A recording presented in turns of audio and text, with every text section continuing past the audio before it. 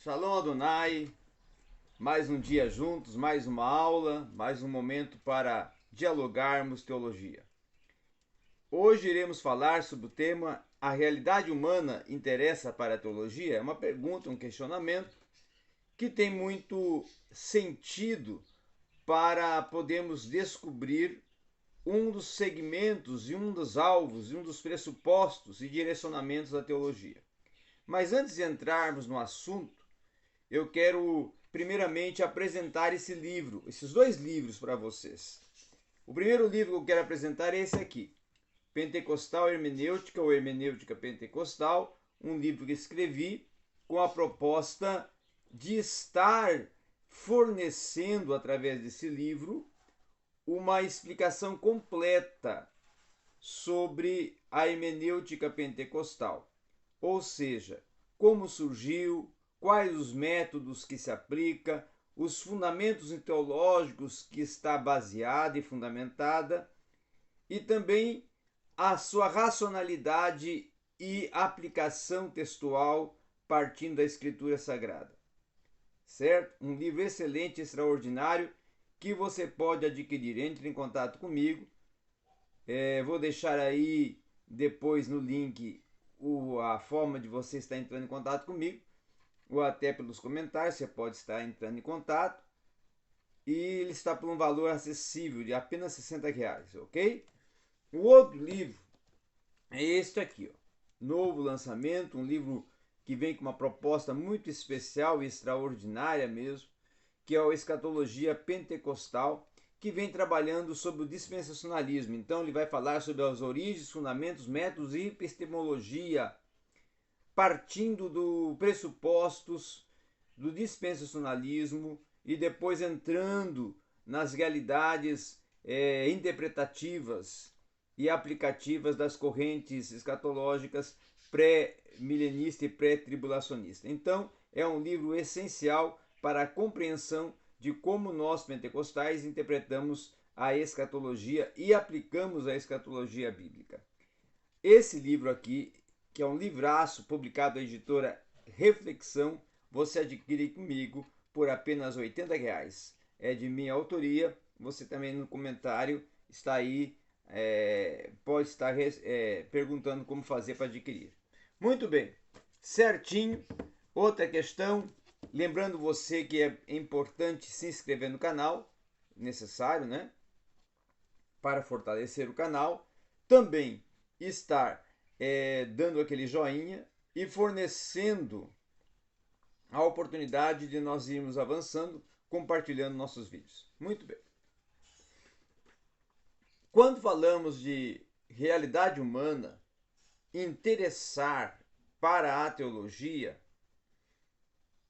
nós estamos tratando que a teologia ela não somente interessa sobre ou referente ou relacionado à natureza de Deus, mas também, se assim fosse, se ela se interessasse somente pela natureza de Deus, poderia então ocorrer um desentendimento das ciências sociais, não seriam compreensíveis.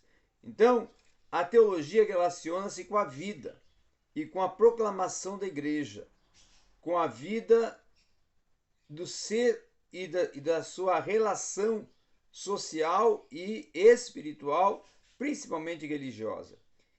E se essa tem que levar, muitas vezes, afinal, a proclamação em um contexto humano, que é o papel da igreja, então a teologia ela se torna uma ciência de extrema importância, porque vai estar tratando sobre esses aspectos. Então, para entender o contexto no qual a igreja vive, proclama sua mensagem e como a igreja desenvolve todo um entendimento, todo um desenvolvimento para o contexto em que ela está inserida, que é a sociedade, igreja e sociedade, a tarefa então da teologia é julgar a proclamação e a vida da igreja à luz do evangelho. Então a teologia tem apontado repetidamente que a igreja não pode se esquecer das dimensões humanas, econômicas e sociais da mensagem bíblica. Na Bíblia, por exemplo, nós vamos ver ordenar-se repetidas vezes ao povo de Deus que se ocupe das pessoas desamparadas. Tá? Um outro sim também é que a ética, essa questão da ética, ela é um reflexo do caráter divino, do caráter do próprio Deus que se ocupa dos desamparados. Então, é um foco cuidar dos órfãos, das viúvas, dos estrangeiros, dos pobres. Essa relação igreja e ação social e sociedade. O que tudo isso quer dizer é que se a teologia há de chamar a igreja para a obediência, tem que entender tudo quanto, podemos dizer, seja possível sobre a realidade humana da qual a igreja participa e pela qual ela tem que responder. Então, as condições sociais e humanas afetam a teologia. Um dos resultados do desenvolvimento, por exemplo, de todas essas ciências sociais e até humanas é que hoje compreendemos muito mais do que antes, a ponto de nossa perspectiva e condição afetar o que vemos e como vemos, tá? Então, por exemplo, graças à psicologia, agora sabemos algo sobre o modo e como as realidades do inconsciente e do subconsciente afetam a maneira em que nós pensamos e sentimos. Então, a sociologia, ela nos diz também que o modo como vemos as coisas depende muito das nossas circunstâncias sociais. O que se indica e se implica que os teólogos podem mais falar como se fosse interlocutores, tá? Mas dentro de uma interlocução que considere a ponte essa relação das ciências sociais, ciências humanas, humanidade, igreja, religião, teologia. Então, as ciências sociais e humanas, elas têm esse papel de serem coadjuvantes e adjuntoras da formação e da construção do pensamento teológico. Outro, sim, a modernidade que nós estamos vivenciando, né, uma modernidade líquida, ela se caracteriza por sua ênfase na objetividade científica. Então, o seu ideal é o experimento, é a descoberta, é a hipótese, né? É algo hipotético, trabalhar com a hipótese, trabalhar com a descoberta laboratorial, né? É um papel, é uma atividade da ciência. Então, não intervém senão para quê? Para observar o que ocorre. Essa é uma das metas da intervenção da ciência. Na pós-modernidade, já se afirma que esse mesmo cientificismo, ao desenhar seu experimento e ao decidir, tá, o que há de investigar e o que não, está intervindo no resultado. Não tem tal coisa como um experimento totalmente objetivo. O que nós também temos que considerar que isso vai implicar para a teologia é o que o teólogo também intervém, a participação que ele possui.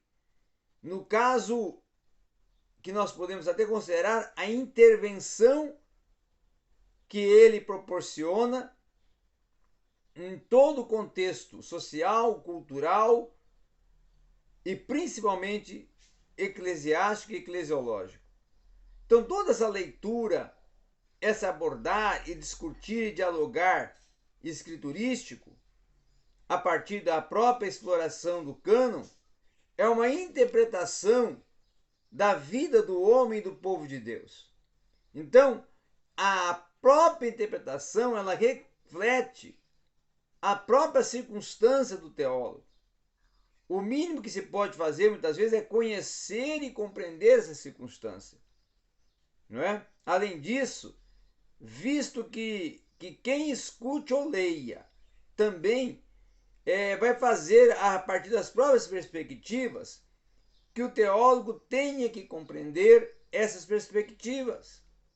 Logo, ele precisamente, a fim de ser o mais fiel, mais categórico possível, ele vai avaliar que as ciências sociais e as ciências humanas lhe dizem a respeito de si mesmo, da igreja e também da sociedade. Então, falar de perspectivas não implica cair no aspecto ou no princípio do relativismo absoluto. Para nós entender isso, nós podemos pensar até em uma paisagem, tá? A paisagem, muitas vezes ela está aí, ela é objetiva, né? Ao olhar de um observador que pesquisa e vê a própria perspectiva da paisagem, vai ver que ela pretende descrever uma perspectiva e uma perspectiva de cunho universal, muitas vezes uma perspectiva de cunho relacional também. E outra coisa também que tem que se considerar é que a paisagem vai apresentar sempre a sua forma a partir de um ponto de vista, de uma perspectiva. Então, de qualquer modo, a revelação de Deus é real, é firme, mas e sempre vai ser recebida e interpretada a partir da onde o ser está. Tá? Então, tal situação, para se entender o melhor possível e se alcançar a perspectiva e a experiência e a observação, é preciso esse relacionar-se no caráter comunitário da teologia. Então, a teologia, como conhecimento, disciplina e sabedoria dialogal, ela sem dúvida requer conhecimento, ainda que em seus níveis mais rudimentares. Ela requeresse um conhecimento da Bíblia, da igreja e da realidade humana. O que nós temos que compreender é que, naturalmente, cada um desses conhecimentos poderia ser aprofundado. Por exemplo, o conhecimento da Bíblia, ele é aprofundado mediante o quê? Ao estudo dos idiomas, em que todo o contexto foi originalmente trabalhado a partir dessa tradução feita no cânon e no corpus escrito da Escritura. Então, aprofunda-se muitas vezes também esse conhecimento relacionado com a geografia, com a história, com os costumes, com as tradições, com a cultura semítica e grego-romana, e vai se alcançando toda uma dimensão de um conhecimento histórico, social, político, religioso, cultural, para se formar uma percepção global da produção e da existência da religiosidade a partir da própria relação e relacionamento homem-Deus desde lá de Gênesis. Outra questão importante também, que por todas essas razões a teologia ela requer um conhecimento, mas ela não vai se limitar a esse conhecimento.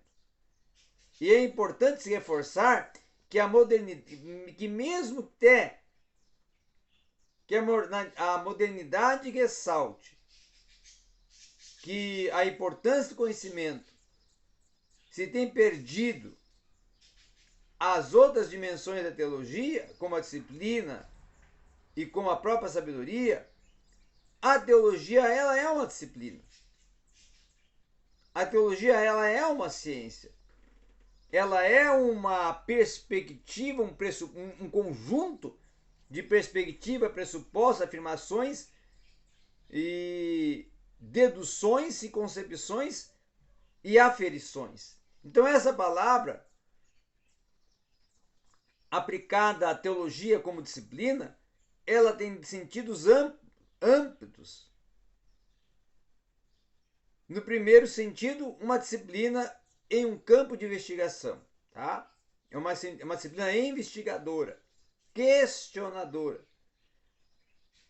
Por exemplo, a geografia é uma disciplina em que a matemática,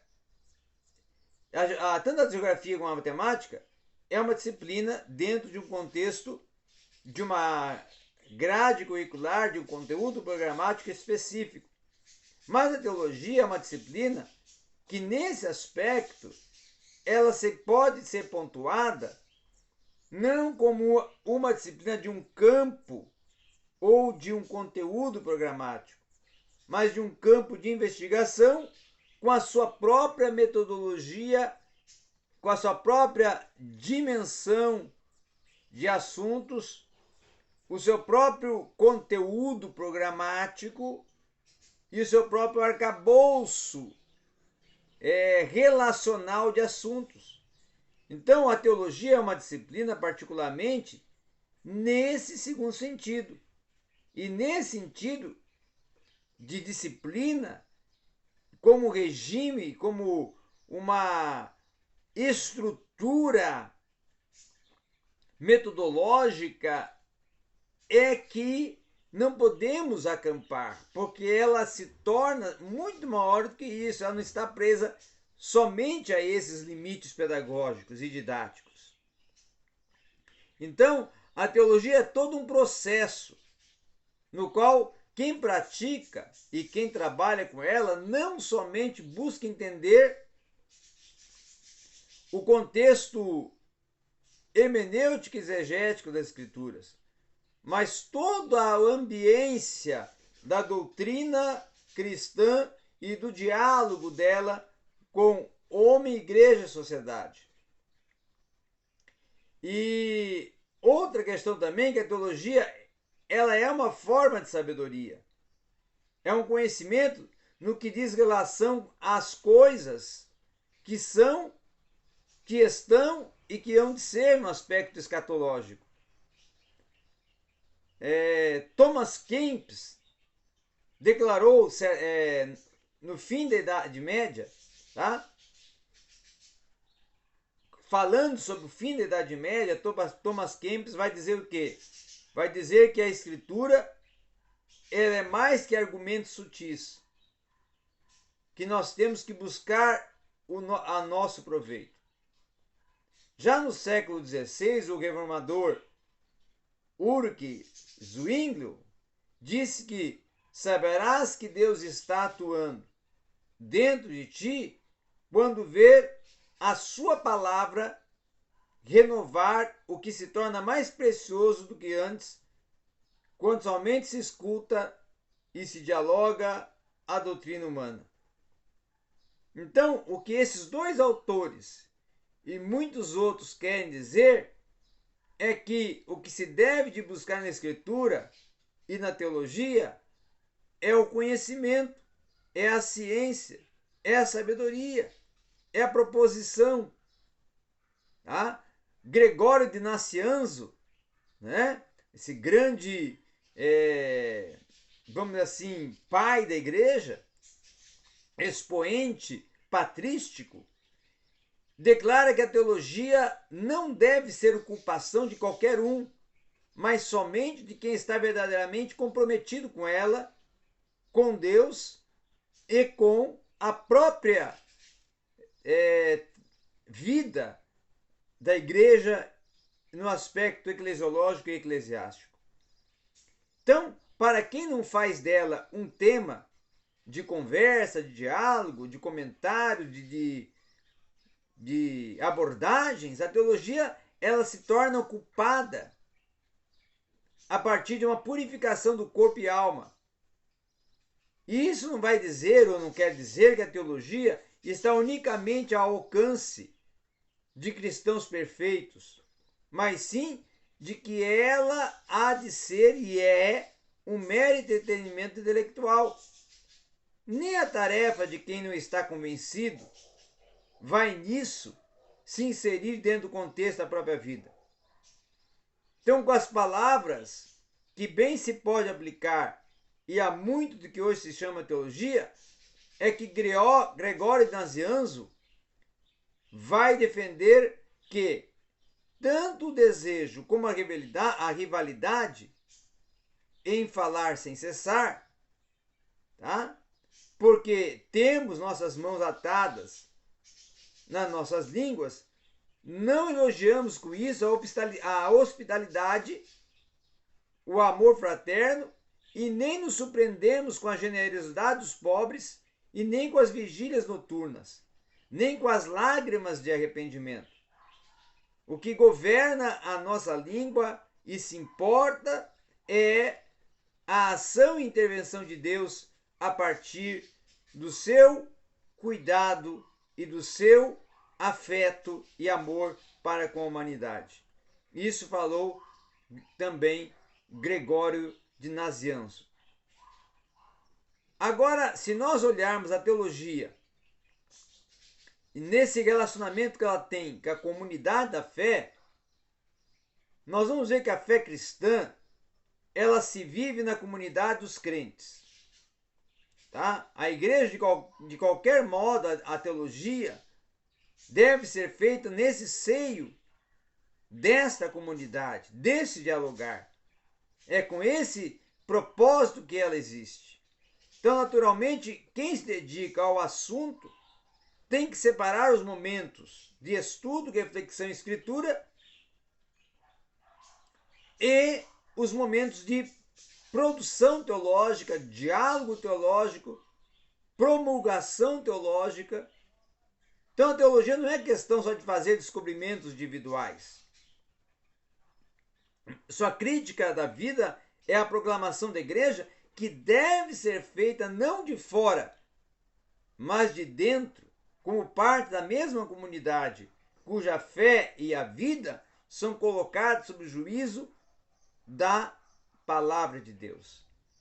Então, aqueles que se dedicam ao estudo da teologia vão encontrar pontos nos quais é necessário fazer um chamado para a reforma da vida e a proclamação da igreja. E é dentro desse chamado que só vai se ter valor quando não se faz até no aspecto individual, mas sim quando se encontra eco na fé da própria igreja, ou ao menos em uma parte dela. E é assim importante sublinhar que o individualismo dos tempos modernos, frequentemente, eles nos fazem imaginar que os grandes teólogos são aqueles que se opõem a toda a igreja, como heróis solitários, mas o que é certo é que os grandes teólogos é aqueles que têm sido o eco da fé na vida da igreja. Os apologetas da fé, os defensores da fé, os articuladores da crença e da sustentabilidade doutrinária da igreja. E é isso que se precisa compreender nessa relação que já até falei e introduzi no assunto: teologia, homem, sociedade, igreja, igreja, teologia, homem, sociedade. Obrigado a todos.